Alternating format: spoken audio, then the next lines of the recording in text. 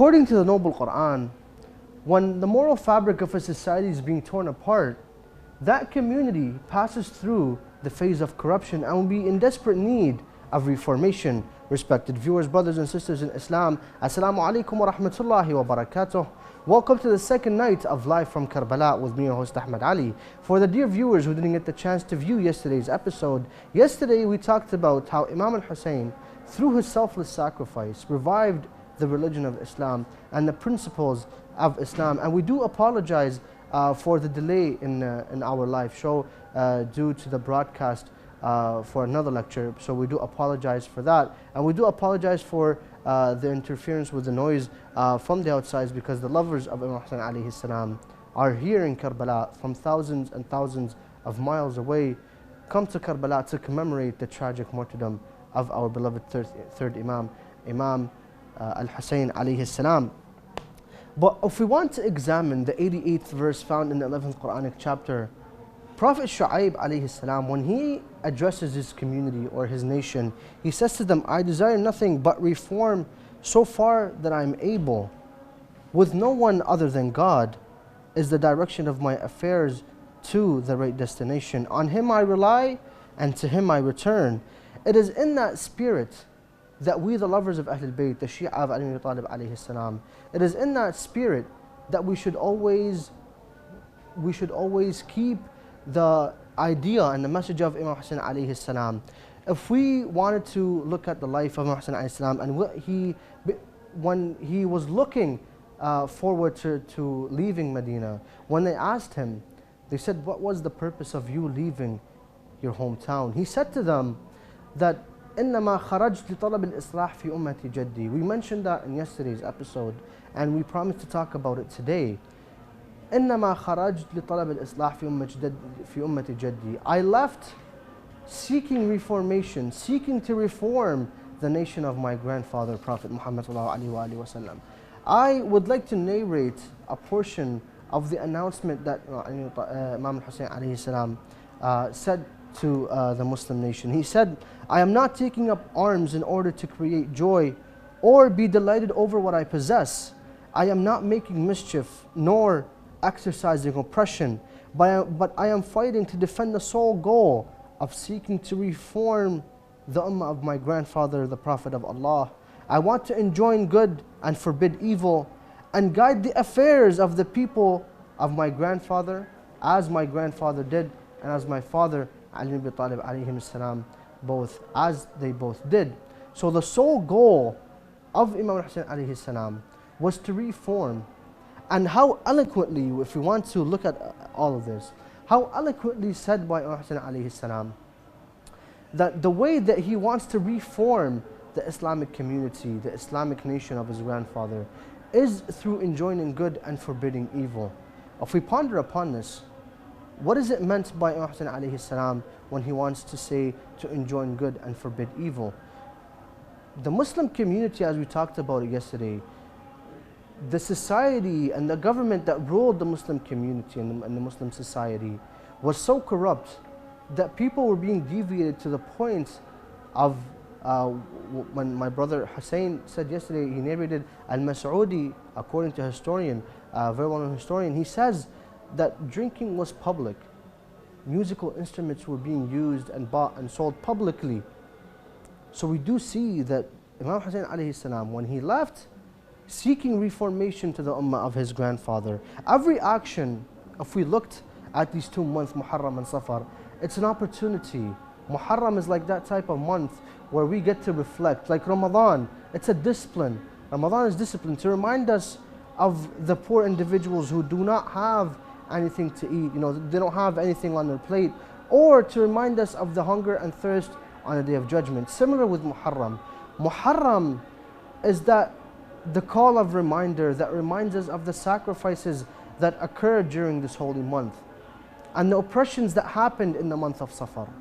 So these 2 months, we should always keep in our mind of rededicating ourselves to the message of Imam al-Hussein, which is the message of reformation of the Ummah of Ahlul Bayt alayhim salam. If we talked about, one of the aspects of reformation is we should always and the differentiation between whether this person is black, whether this person is Lebanese, I'm Khoja, this person is Iraqi, this person is Pakistani. We should always come to a unity, because Imam Hussein alayhi salam, or old or young, Imam Hussein alayhi salam, on the day of Ashura, the 72 individuals that accompanied Imam al-Hussein into Karbala, their age ranged from 6-month-old baby up until 75.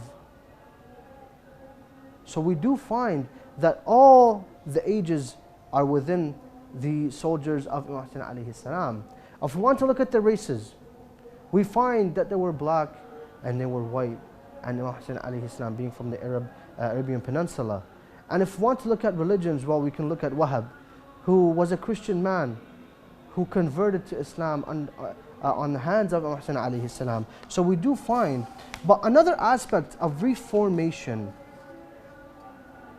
of the rituals of Islam and the Islamic nation is the rituals which are going on. Some people ask how. I mean, when someone, during the month of Muharram, people basically always remember that it's the month of rituals, the month of rituals. Well, of course, when Allah subhanahu wa ta'ala says, and the one who revives the rituals of Allah, it is from the piety of the hearts. These individuals, the piety emanates from within themselves. That's why you see them reviving every single year in the same manner. Of course, it's very good. But what we need through reviving this is educating the community. And that's the key point in the rituals of Ahlul Bayt alayhim salam. Rituals, when people look at them, when you hear rituals, all you hear is latum ma'tam. And of course, these are one of the best rituals that one can perform. But if you want to look at a different form of ritual, it is the majalis that are held in the name of Imam Hussein alayhi salam. While I am speaking, you are presented with live footages from inside the holy shrine of Imam Hussein alayhi salam, the moon of Bani Hashim, Abu al-Fadl Abbas alayhi salam, and how beautiful it is. Yesterday we talked about how processions enter from the holy shrine of Imam Hussein and they end up with the holy shrine of Abu al-Fadl Abbas alayhi salam. Those banners right there are the banners of peace, are the banners of tranquility hovering inside the holy shrine of the moon of Bani Hashim. So I would like to ask Allah subhanahu wa ta'ala, through the right of these servants and through the right of the person who lost both of his hands for the sake of his brother, to hasten the reappearance of our beloved Imam. May Allah hasten his reappearance. And you can also join our discussion through the provided number on the bottom of the screen via WhatsApp, Viber, Telegram, and also via telephone. You can also hashtag us at Twitter, Lessons from Karbala, hashtag Lesson from Karbala, and hashtag Welcome to Karbala. Through these hashtags, you can communicate with the show, and inshallah, the show will continue. But however, going back to the discussion, if we looked at the sacrifices of Imam Hussein alayhi salam, we were talking about reformation. When we were talking about the rituals, if someone was to ask, what are the rituals of Allah? What are the rituals of Ahlul Bayt? And how do these rituals reform the Islamic Ummah? How do they not reform the Islamic Ummah? One of the most important rituals during the month of Muharram, you'll see it every day after Maghrib prayer, is a majlis to Abu Abdullah al-Hussein alayhi salam. A majlis reviving his cause, a majlis remembering the sorrows, and a majlis to remind the entire world of the sacrifices this man gave to the entire human population, to the entire human race. This is why when we ponder upon the life of Imam Hussein alayhi salam and upon the sacrifices of Imam al-Hussein, we find that through the sacrifices he offered, Imam al-Hussein, peace be upon him, sought to reform the Islamic Ummah and to revive Islam by separating truth from falsehood. It is very important to understand that true reformers who seek to reform their societies, they first have to begin with themselves. And that's one of the key important messages that Ahlul Bayt alayhim salam, is that they chose, when Prophet Muhammad sallallahu alayhi wa sallam says every person has a shaitan within themselves. One of the people asked, he says, and you, Ya Rasulullah, do you have a shaitan within yourself? He said, no, I overcame the shaitan within me. So we see that Prophet Muhammad, before saying this, he himself reformed himself. Although he was pure from Allah subhanahu wa ta'ala, but yet he wants to show the entire nation that reformation, reforming oneself, begins from oneself and it ends up with society. The modern day world that we live in primarily focus on economic reformation, to reform economics, to reform the culture, the social life, to reform the society. Sorry, not the society, to reform economics, as I mentioned, culture and social works and social life. However, these do not really solve the actual problem, because these are sometimes propagated, or they work on personal agenda to specify, to satisfy specific groups, and don't really solve the problem of reforming the community and enhancing the abilities of a community, which is the key point of tonight's program, is to always take the opportunity when the lovers of Imam Hussein alayhi salam, when they establish majalis within their house, when they establish gatherings, it doesn't have to be, you don't have to invite the whole, neighborhood, or the whole, the whole Iraqi community or Lebanese community. No, you can do it within your family. Recite the ziyarah of Imam Hussein alayhi salam, Ziyarat Ashura. Remember the sorrows that Imam Hussein alayhi salam had to go through, and always remember how we individuals can reflect the image of Ahlul Bayt, how we individuals can reflect the image of Imam Hussein alayhi salam. So when they see us, they say, this person truly resembles Imam al-Hussein alayhi salam. Every night, inshallah, I'm going to emphasize on the fact that when Imam al-Hussein alayhi salam stated, a man like me does not pledge allegiance to a man like him, because every generation, every decade, every century, there is a person who, when he sees oppression, when he sees injustice done, and when he sees corruption being done not to someone close to him, not even to the person in his neighborhood, not to even one in his country, but to everybody. Now, through the smartphones, the world became a neighborhood. You can communicate with someone thousands of miles away, which is very nice. But yet, that smartphone is your chance of spreading the knowledge of Ahlul Bayt alayhi salam, and your chance of spreading the message of Imam Hussein alayhi salam. But we'll continue our discussion, but after a short break, so do stay tuned.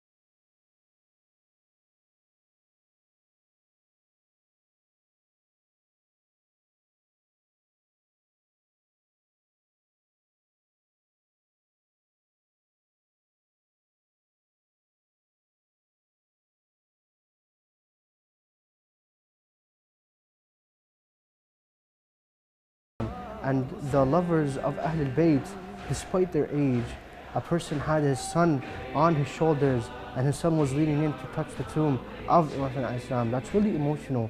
It really melts the heart to see such footages. So I would like to ask you, respected viewers, to beseech Allah subhanahu wa ta'ala through the right of these pilgrims to hasten the reappearance of our beloved Imam. May Allah hasten his reappearance. I hand it over to you to express your feelings.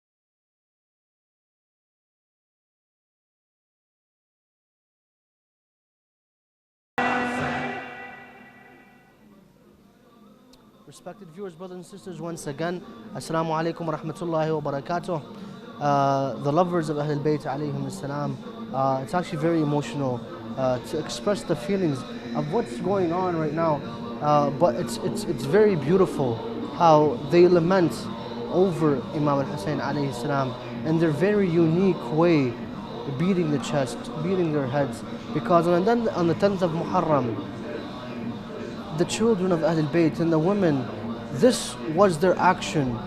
They were picking up the sand and putting it on their heads, beating their chests, lamenting the sacrifice of Imam Hussein alayhi salam. But before the break, I would like to continue our discussion with, but here with me, my dear guest and my brother, Brother Hussein.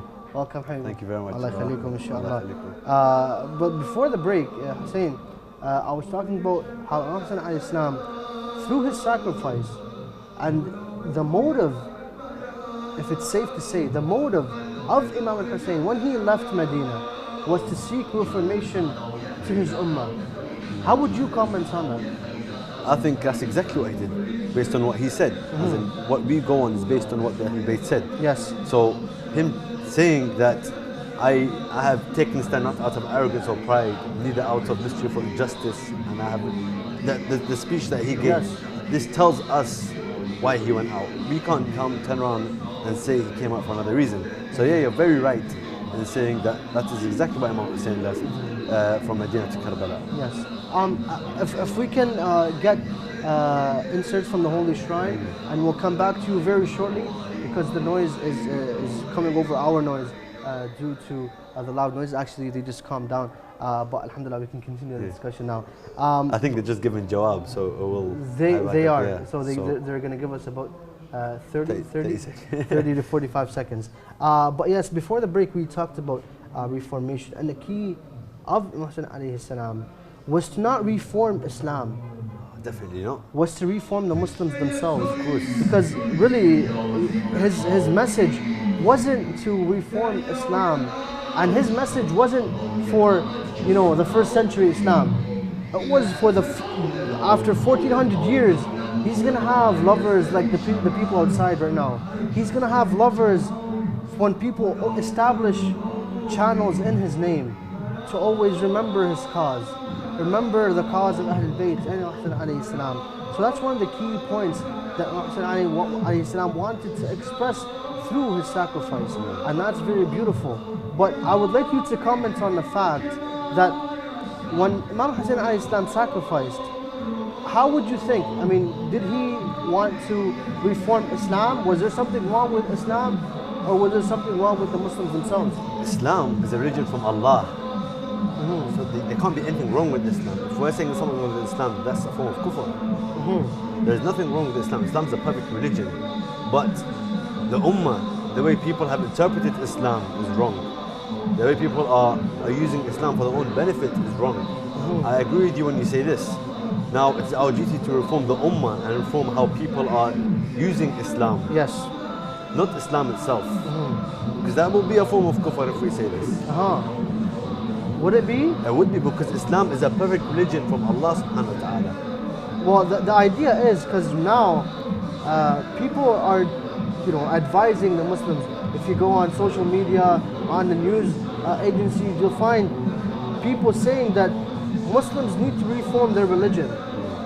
It's funny how they say that. Instead of saying, forget about the fact that we're Muslim. People like that, they haven't understood the meaning of religion. Because religion is not something which is man-made. No matter what religion it is, whether it's Christianity, whether it's Judaism, whether it's Islam, it's something godly. Divine, it is. Something divine. It so is. if people who say this understand that religion is something that is divine, then they automatically, they cannot come and say we have to reform this religion. They're being hypocrites. Yeah. If they say no, reform your communities, okay, maybe if there's something wrong with the community, we adjust it and reform it. Maybe it won't be the correct example, or not so much, but to simplify it. If someone's addicted on something and he goes to rehab, would they reform the thing that he's addicted to, or would they reform themselves? Because that thing is there. It's going to stay there. It's going to stay there. The person needs to reform himself. And that's one of the key points of Imam Hussein's message, was to reform the Islamic Ummah of his grandfather, Rasulullah sallallahu alayhi wa But just to touch on that point, Yeah. Imam Hussein and the Ahl Bayt have the right to create their own Islamic rulings, to shape Islam the way they choose, because they are divine. So we were saying that we cannot change Islam, but the Ummah. Definitely. That's us. We can try to change the community. Definitely. But when it comes to the Ahl Bayt, this is of course my opinion, when it comes to the Ahl Bayt, they have the divine right to reform Islam itself. And if we want to look, what was Imam Hussein trying to reform? If we want to look at it, the key point in the Imam's mission of reformation was to revive the morals and to reform the Islamic morals that people need to actually hold on to. He wanted to revive them in a way where history has not witnessed it before. We rarely see someone, when someone, rises up for a cause, the noise just keeps on, coming over our voices. But join these lovers by saying Hussein, Hussein with them. Because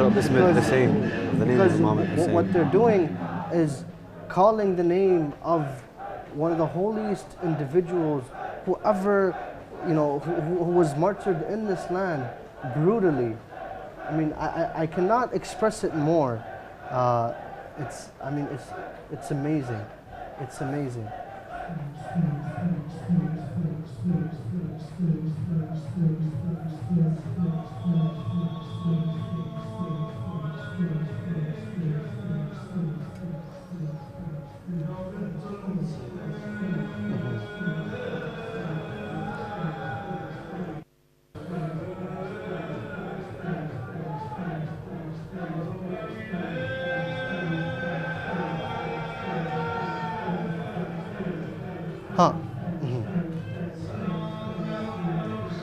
Brother Hussein, today there are many parallels that we can commemorate this Muharram. When we say that Muharram just passed, yet it's already here, it gives us another chance to actually revive something that we haven't revived, or re-revive something that we revived last year. You know what I mean? It gives us a chance to actually look at the responsibilities that we Muslims bear upon our shoulders. And that's campaigning against injustice, campaigning against corruption, against poverty. I mean, what's the percentage of the entire human population right now who are under population? I would say more than 60% who live under poverty. I mean, if you look at developed countries, there are people under poverty. If you go to other nations, African countries, South Asian countries, Asian countries, Far East Asian countries, you see the majority of the people that live in that community are below poverty rate. So it's our duty, when Imam Hussein rose and on the 10th day of Muharram, I'll come back to the verse found in the 11th chapter, verse 88, when Prophet Shu'aib tells his community that all he wants to do is reform the Islamic, to reform his nation. Imam Hussein on 10th of Muharram, he stood and he said, "Why are you fighting me? All I want to do is reform, to make you better people." I mean, if someone right now would stand in the middle of the street and see corruption, which we are seeing right now, the Shia of Ahl Bayt are being discriminated against throughout the entire world. If you find Shias, and it's funny, when Muslims go to the West, Shia or Sunni, Shias are still being discriminated against by the Sunnis. I mean, you went to a developed country, why not develop yourself? You know what I mean? Why stick to the ignorance that you came out of? So it's very important, and one of the key issues that I would like you to focus on is what's in need from us to reform ourselves or to reform the community. I think we mentioned this yesterday as well. Every lesson that we would ever need in life, or in religion, or in information, or whatever it may be, every single one of those lessons were taught in Karbala. And it was applied on every example, whether it was a 6-month-old baby, Abdullah Radi, Yes. or a 75-year-old Habib ibn Madahir, whether it was male, female, black, white, Christian, it applied to everyone. Now, if we take these examples and those lessons applied on those examples, we will know what we need to do. We just need to take that time, look at what Imam Hussein went through, look at what his family and his companions went through, and apply those lessons in the day we're living now. I mean, that's very nice. And to add upon that, sorry, is there's a Pakistani or an Indian researcher and scholar. He says Imam al-Hussein uprooted tyranny forever until the day of resurrection. He watered the dry garden of freedom with the surging wave of his blood, and indeed it awakened. His sacrifice awakened the sleeping Muslim nation. Hussein weltered in blood and dust for the sake of the truth. Verily, he therefore became the bedrock foundation of the Muslim creed. La ilaha illallah, Muhammad Rasulullah, Aliyun Waliyullah. We find that such individuals, like Imam Hussein alayhi salam, gave their blood so we can have what we have today. You know, if we looked at before, reviving Islam and reviving the Masjid of Hussein Islam was pretty difficult. I mean, to everybody, very difficult. But now we have the opportunity through our smartphones. We can revive the message of Islam and reform. It's as simple as picking going up your on iPhone. Twitter, You know what I and mean? for example, hashtagging lessons from Karbala. You can. Which we're asking everyone to do, of course. Yes. Send us your tweets. Hashtag lessons from Karbala. It's as important And as that. people all over the world will see it. A quote from Imam Hussein. A quote, hadith. anything, a hadith. Would, you know, if someone has 1,000 followers, let's not say not all the 1,000 followers will actually look at his tweet, you know, but let's say 10%. 10 people? Even if one more person, than 10. yeah, of course. More than 10 would give you like a retweet or a like. Of course, you know what I mean? Of course. So that right there is you reviving the cause of Imam Hussein alayhi salam. And that right there is the first step towards reforming oneself. Because if an individual, in the live show Welcome to Karbala, on the first day, one person asked about why did Imam Hussein rise or something like that. I tried to answer, you know, according to my limited knowledge. But if someone wants to reform oneself, they have to, if they want to reform, you know, the entire nation, he's going to fail miserably if he himself does not reform his own self.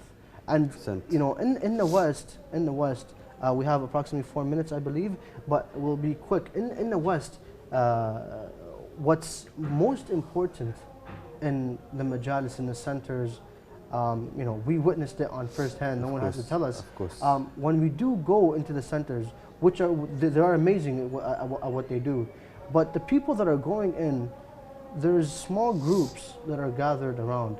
And if that person is a new person, he gets welcomed, but after a few weeks, it's like this person, either he tries to fit in. He gets the looks at the start, and then he gets, yes. You know what I mean? So the centers, especially ourselves, you know, even with us, you know, we're not saying that we don't do it. Even with us, when there's someone new, we have to change that behavior and change. And of course, the rituals of Muhammad alayhi salam should not be ignored and passed to another year. When we say, oh, this Muharram, we won't do this, we'll do it next year. No, it should be No. here and now. لا تقل للشيء إني فعل ذلك غدا إلا أن يشاء الله. Do not say to that thing that you'll do it tomorrow, except that what Allah subhanahu wa ta'ala wills. You don't know what's going to happen next year. Maybe you won't have the opportunity to do that. So today is better than tomorrow. Performing something today for the sake of Islam is better than regretting it for not doing it tomorrow. And that's one of the key points of Ashura, is that you get to revive every aspect of human rights, every aspect of freedom, every aspect of unity, of tranquility. And that's the message of Hussein. But I think I want you to repeat that line at the end. I can't repeat it because it's intentional. It's intentional, of course. I mean, of course. it's you can't really. But Alhamdulillah Rabbil Alameen, I would like to give you the last 3 minutes to actually comment on how Imam Hussein alayhi salam revived Islam, and especially to to reform the Islamic Western nation, if you will. I think there's a few points that we need to understand about what Imam Hussein did and what we can take from Imam Hussein. Yes. There's a few Arabic quotes which say, for example, Al-Hussein ibra wa abra. Wow. He is a tear and a lesson. Wow. So it's not one or the other. Yeah. They come hand in hand. It's both. So we go to and the other actually comes in hand with the other quote. Majalisna madarisna. Wow. Yes. Hamd al-Zaghir. Yeah. Yes. Hamd al-Zaghir. Our majalis are our schools, our universities. Definitely. We go to learn about Karbala. We learn the lessons from Imam Hussein, and we shed a tear for Imam Hussein. Definitely. So I think if you remember these two quotes, whenever we attend the majlis, we understand why we're there. We understand, look, we're here to mourn about Abdullah. At the same time, we're here to take a lesson, even though it's one lesson about what he done, about what he sacrificed, and maybe I can do the same in my life. Definitely. Inshallah. And Rasulullah sallallahu alayhi wa sallam says to Ali Talib, Ya Ali, لو ليهدين الله بك رجلا واحد أحسن ما I can't really, I'm not good with that narration in Arabic, but if Allah subhanahu wa ta'ala changes one person through you, then it's better than the whole entire world. True. You know what I mean? So the last words that I would like to say is that let's use the minbar of Imam Hussein alayhi salam to solve the issues of the youth, to solve the issues of the community and reform ourselves, because that's one of the key messages and the key aspects of the message of Imam Hussein alayhi salam, through reforming oneself. I would like to thank you very much, Brother Hussein. I don't know if you have anything to say. I think we've concluded everything. Concluded everything. I would like to thank you very much for joining us tonight, as well as every night, and in the upcoming nights, inshallah. Tomorrow we'll continue this. Inshallah. So respected viewers, do stay tuned and do join us in our discussion in the upcoming live show in a few hours. Welcome to Karbala, where you will have the opportunity to perform live ziyarah of Imam Hussein alayhi salam and his loyal brother Abu al-Fadl Abbas. You can call in through Viber and through your home telephone. So do join in the upcoming live show. Wassalamu alaikum wa rahmatullahi wa barakatuh.